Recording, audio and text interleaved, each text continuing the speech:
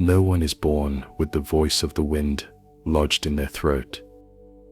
But in Vicuña, a harsh and unforgiving corner of the Elqui Valley in northern Chile, on April 7th, 1889, a girl came into the world who did not cry like the others. Her first cry was brief, almost solemn, as if she already knew that life would not grant her many chances for rest. Her name was Lucila Godoy Alcayaga. She was the daughter of a wandering school teacher and a silent seamstress.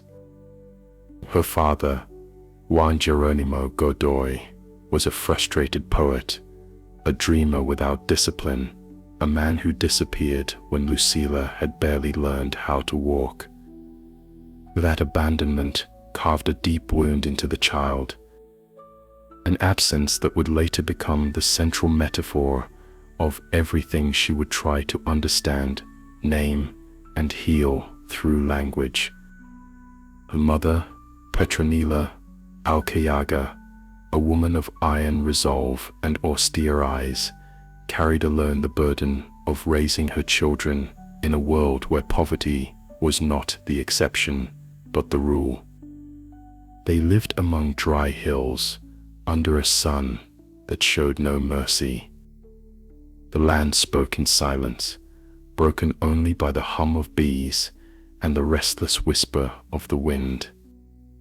And in that raw, lonely landscape, Lucila began to develop a sensitivity that was not gentle, but sharp, painfully sharp. She learned to read earlier than most children. She devoured the few books her sister Emelina managed to bring home. She clung to religious texts with a mixture of devotion and fear. The gospel was her first abyss. Her earliest verses already carried the weight of guilt, sacrifice, redemption. She was a child marked by solitude. School did not welcome her, not because she was slow, but because she was too sharp. Teachers whispered that she wrote too much, that she used words too large for someone so young, that there was something unsettling in the way she looked at the world. Other girls avoided her. They could not understand the storm forming behind her broad forehead. Lucila had no friends. She had notebooks. She did not play. She wrote. The walls of her home in Monte Grande did not hear laughter, but midnight whispers, prayers that slowly turned into poems. At 12, she already spoke with a voice that did not belong to her age. At 15, without formal studies, she began working as a teacher's assistant in a rural school, teaching children who were sometimes older than herself. She taught with a mixture of tenderness and severity that left a mark. She was the girl who taught children. And there, among broken chalkboards and battered desks, the silhouette of a future giant began to take shape. Even then, she was already writing articles, poems, reflections. She sent them to local newspapers under pseudonyms, as if she knew she had to hide, as if she understood that her country was not yet ready for a woman who thought too much, felt too much, spoke too clearly. Lucila learned early that the world does not forgive women who think deeply. And then Remilio Uria appeared. He was young, a railway worker, melancholic, elusive.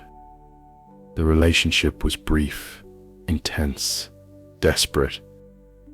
For Lucila, Remilio represented the promise of a love she had never known. That promise ended abruptly.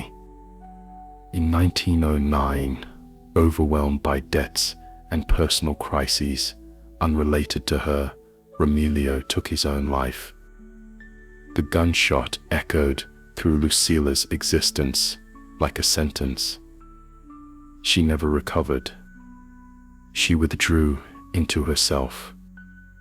She began to write with an urgency that was almost physical, as if words could contain her grief, as if language could keep her alive. That pain became the bloodstream of sonnets of death, a series of poems that shook Chile to its core. For the first time, a Chilean woman wrote from the entrails, without ornament, without apology, with brutal honesty. The book won her first literary prize. But more importantly, it gave her a new name. She became Gabriela Mistral, a name forged from two admired poets, Gabriel D'Annunzio and Frédéric Mistral. A symbolic fusion of passion and collective memory. Lucila stepped into the shadows. Gabriela was born. Fame did not bring peace. It brought suspicion, discomfort, conflict. Gabriela Mistral remained poor, provincial, solitary, misunderstood. But now she was also something else. She was a voice, and that voice could no longer be silenced. No one yet imagined that this severe woman, with a face carved by wind and eyes full of storms, would one day speak to the entire world. Because for her, writing was not beauty. It was survival. The birth of Gabriela Mistral was not a change of name. It was a declaration of war. In 1914, Sonnets of Death won the Floral Games in Santiago. The capital finally looked north. But even victory came with unease. She was too intense, too tall, too solitary, too lucid. Gabriela learned that recognition does not guarantee acceptance. Still, she did not stop. She kept teaching, kept writing, kept moving from town to town, turning classrooms into spaces of discipline, reflection, and fierce tenderness. Her pedagogy blended rigor with compassion. Teaching for her was political. To educate was to heal. Her private life, however, remained complex. She never married. Her deepest relationships unfolded through letters. Intense letters, many addressed to women. Most notably, Doris Dana, who would later become her closest companion. Gabriela never explained herself. She owned her silences. Love in her poetry rarely appeared naked. It disguised itself as mysticism, as nature, as longing. Desire lived on the edge of loss. Death, since Romelio, never left her side. If you're finding this story meaningful, take a moment to subscribe, like this video, and share your thoughts in the comments. That simple gesture helps us continue creating deep human stories like this one. Thank you. Let's continue. Chile, meanwhile, treated her with distance. She was admired abroad, minimized at home. Her ideas were uncomfortable. She spoke of social justice, education as a right, dignity for the poor. Then Mexico called. In 1922, invited by Minister José Vasconcelos, Gabriela joined Mexico's educational reform. For the first time, she felt useful on a massive scale. She traveled rural schools, wrote for children, trained teachers. Mexico embraced her in a way Chile never had. From there on, her life became exile. Latin America, Europe, the United States. She was a cultural ambassador, a consul, a lecturer. Each city applauded her. Each city was also a new loneliness. She had no home, no stable country, only notebooks, only ghosts. In 1938, she published Tala, a devastating book, a pruning of the soul, dedicated to orphan children of the Spanish Civil War. She donated all profits. Gabriela never wrote for herself. She wrote for the voiceless. Then came Yin Yin. She raised him as a son. He became her refuge, her redemption. In 1943, Yin Yin took his own life. This time, even poetry failed her. Silence followed.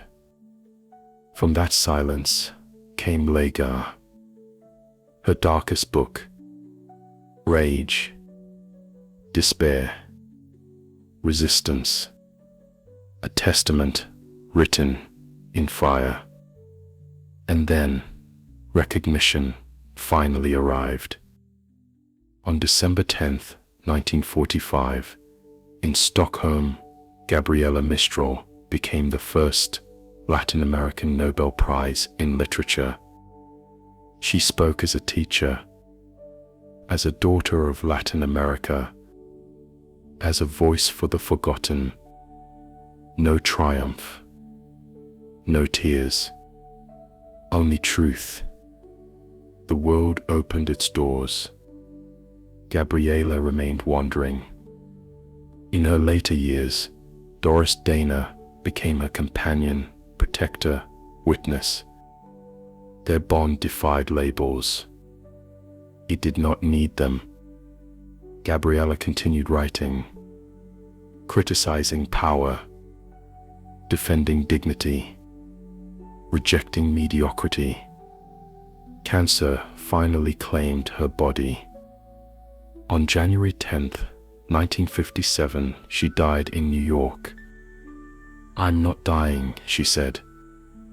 Unchanging houses.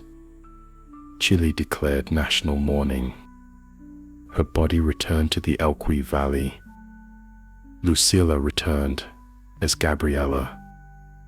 Not a child, not a myth, a voice of America. Her death was not an ending. It was expansion. Her unpublished letters revealed a woman furious, tender, political, loving.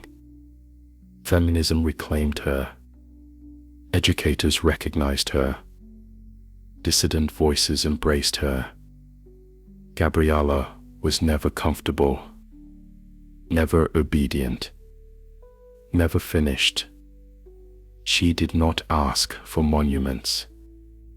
She asked to be read. In schools, in homes, by children. Because for her, poetry was never decoration. It was seed.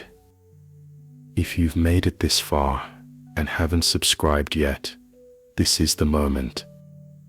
Turn on notifications, leave a comment, tell us who you'd like to see next. That small action makes a huge difference. Thank you for staying until the end. Gabriela Mistral did not die. She multiplied.